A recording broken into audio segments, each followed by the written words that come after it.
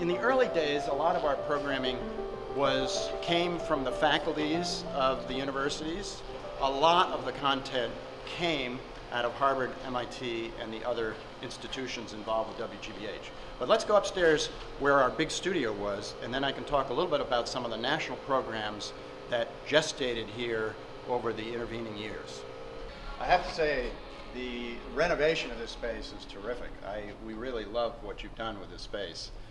But we're moving up to the second floor where the studios, the big television studios were. The radio studios were on the first floor. So this was our big studio space. We called it Studio A. And it was for many years the biggest studio in New England. It was 100 feet by 60 feet. And a lot of things happened here. We produced opera here. The Boston Symphony Orchestra did with Leonard Bernstein conducting, did I think they were the Norton lectures here. But probably it's most famous for Julia Child, because Julia Child's kitchen was on wheels, rolled in and out of this studio from the scene dock, which was sort of over there.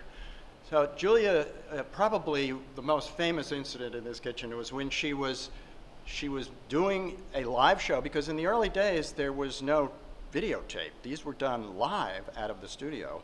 And she dropped the chicken on the studio kitchen floor, and she leaned down, picked it up, looked right into the camera, and she said, "It's all right, dearie, just pick it up. No one will be watching."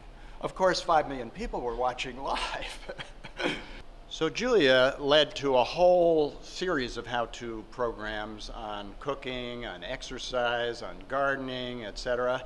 And really, eventually to whole cable channels of what we called how-to programming.